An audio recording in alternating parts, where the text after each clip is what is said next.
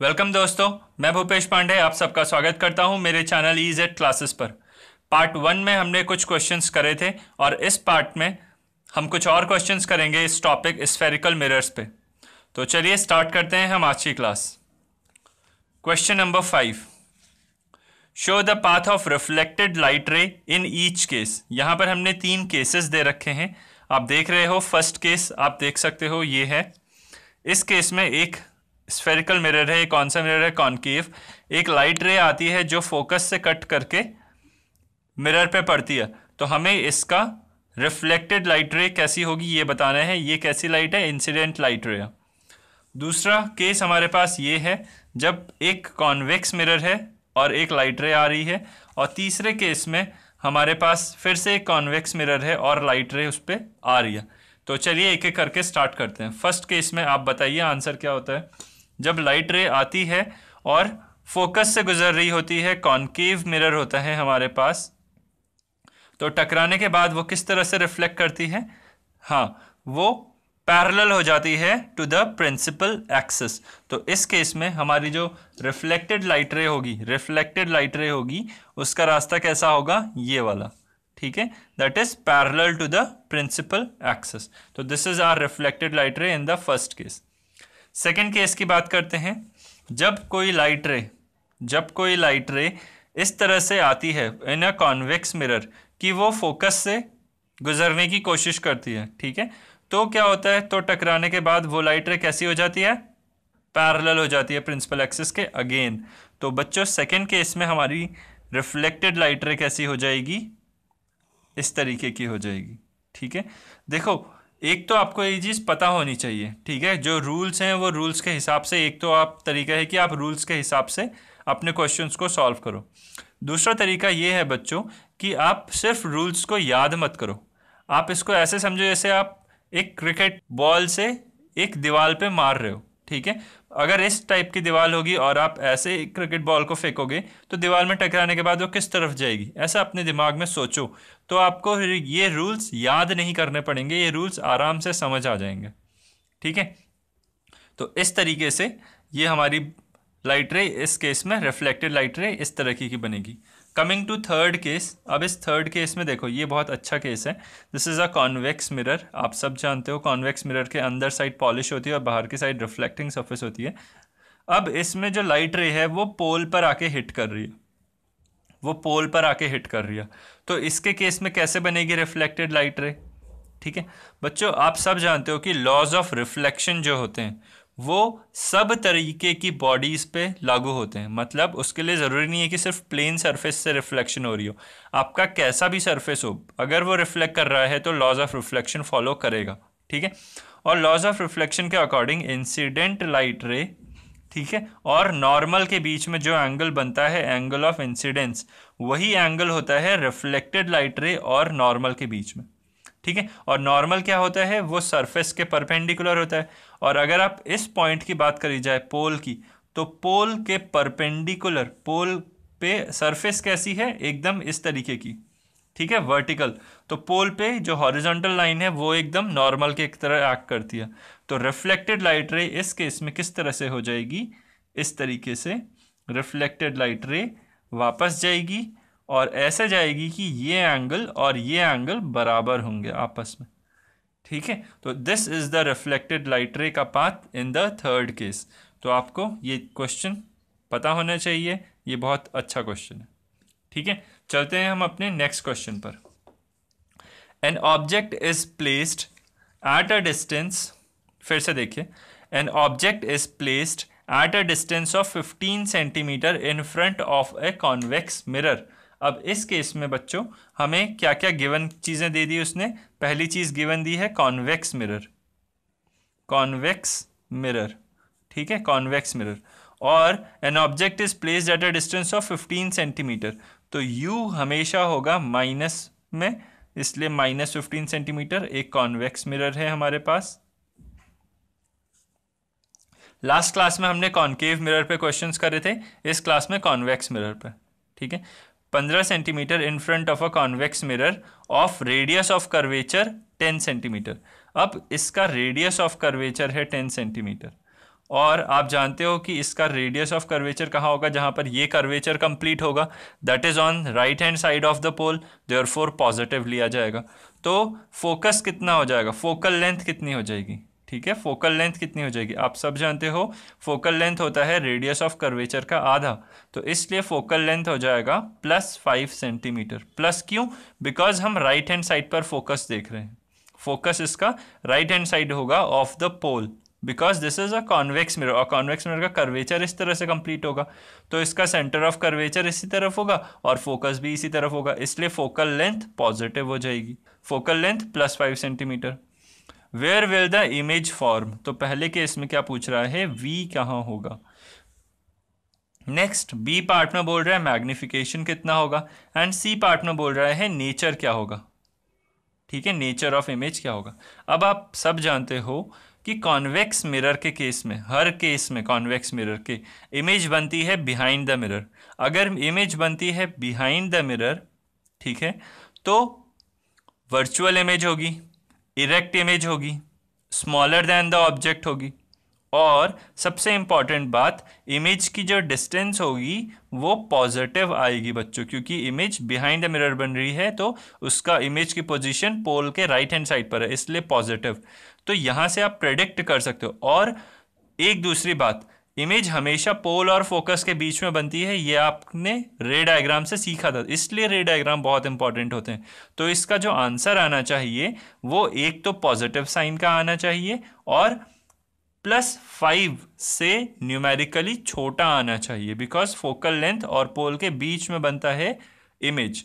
तो यहां से आप अपना आंसर प्रेडिक्ट कर सकते हो, ठीक है। तो चलिए स्टार्ट करते हैं। तो मिरर फॉर्मूला हम जानते हैं 1/v + 1/u = 1/f। तो 1/v हो जाएगा 1/f - 1/u, और इसकी वैल्यू हो जाएगी 1/5 - 1/-15। तो माइनस से माइनस कटा, एलसीएम ले लिया 5 और 15 का, तो 15 आ जाता है।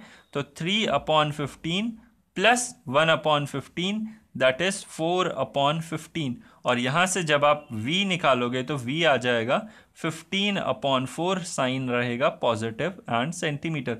एंड जब आप इसको देखते हो तो ये 3 पॉइंट समथिंग आएगा, ठीक है।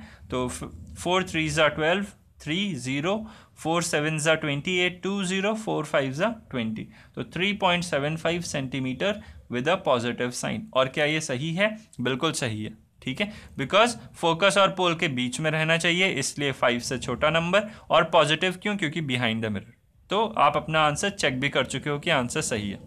Now coming to magnification, magnification होता है HI/HO and this is equal to -V/U।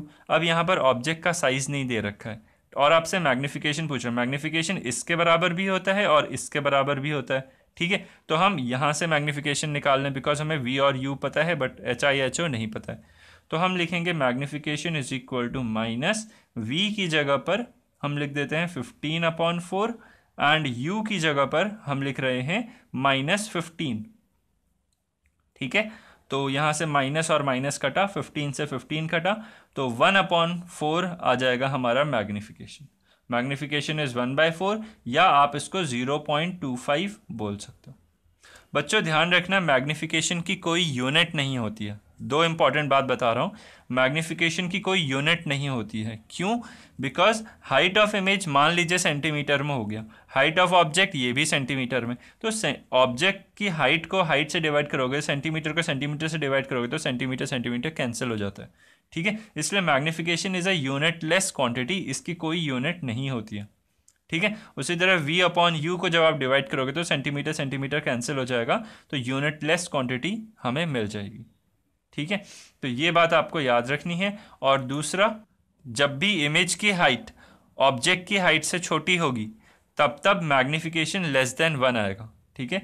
Magnification less than 1 आने का मतलब image is smaller than object, smaller than object, ठीक है। Image is smaller than object. और नेचर ऑफ इमेज मैं आपको बता चुका हूं पहले, virtual, erect, behind the mirror, between pole and focus, तो ये आप जानते हो, ठीक है। तो यहाँ पर ये एक अच्छा क्वेश्चन जो कि कॉन्वेक्स मिरर पे बेस्ड था, ये भी हमने सॉल्व कर लिया। चलिए moving to our next question.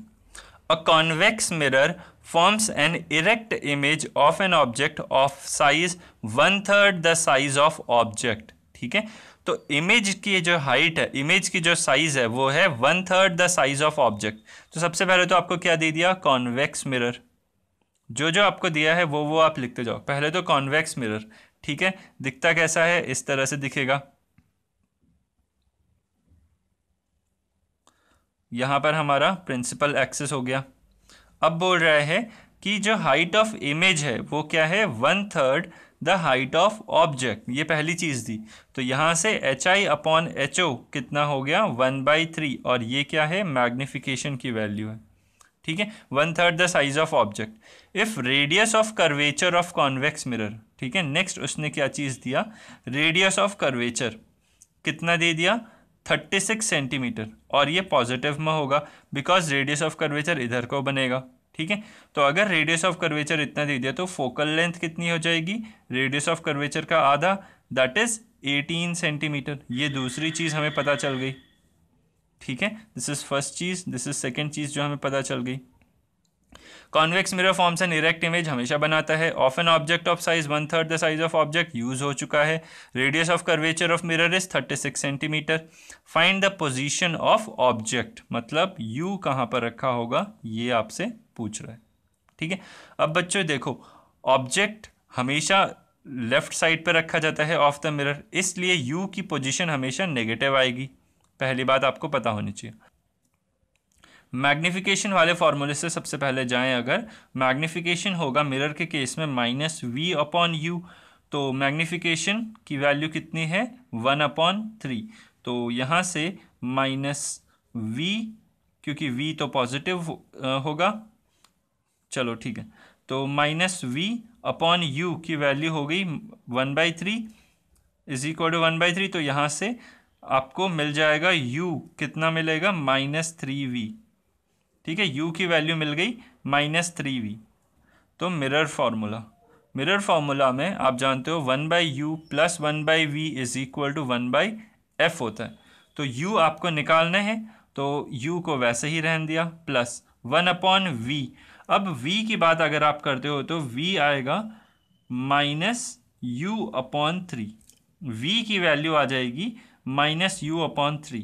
ठीक है, तो V की जगह पर आप -U/3 आप लिख सकते हो। ठीक है, तो V की जगह ये लिखा इज इक्वल टू 1/F, और F कितना है, 18, और विद अ पॉजिटिव साइन। ठीक है, तो अब यहाँ से 1/U को कॉमन लोगे अगर, तो बचेगा इधर 1 और इधर बचेगा -3, और इज इक्वल टू 1/18। तो ये हो जाएगा -2/U इज इक्वल टू 1/18। तो यहाँ से क्रॉस मल्टीप्लाई करोगे तो U आ जाएगा -36 सेंटीमीटर। ठीक है, U आ जाएगा -36, और ये माइनस में होना भी चाहिए बिकॉज ऑब्जेक्ट को हमेशा आप लेफ्ट हैंड साइड पर रखते हो। ठीक है, तो देख रहे हो किस तरह से क्वेश्चन करा, ये बहुत इंपॉर्टेंट क्वेश्चन है। ये क्वेश्चन ICSE बोर्ड की क्लास 9th की बुक का है। बहुत इंपॉर्टेंट क्वेश्चन है क्योंकि इसमें ना आपको इमेज की डिस्टेंस दे रखी है, ना ऑब्जेक्ट की डिस्टेंस दे रखी है। ठीक है, जनरली इन तीन चीज़ों में से फोकस, ऑब्जेक्ट डिस्टेंस और इमेज डिस्टेंस में से कोई ना कोई दो चीज़ें देता है, बट इस क्वेश्चन में नहीं दे रखा था, इसलिए क्वेश्चन बहुत इंपॉर्टेंट हो जाता है।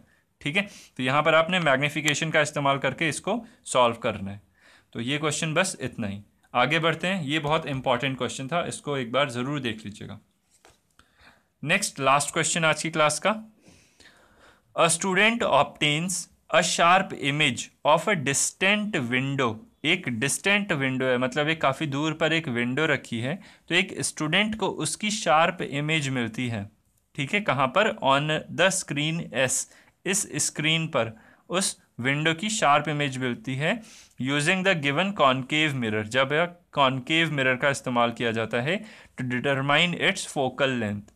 Which of the following distances should be measured to get focus of mirror? इसमें से कौन सा डिस्टेंस मेजर करना चाहिए, इसमें, इसमें, इसमें और इसमें से, कि हमें फोकल लेंथ मिल जाए इस मिरर का।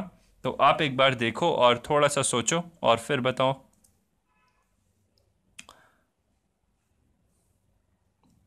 बच्चों देखो, इस क्वेश्चन में एक बहुत ही इंपॉर्टेंट शब्द इस्तेमाल कर रखा है उसने, जो कि इस क्वेश्चन का हिंट है, एंड दैट शब्द इज डिस्टेंट।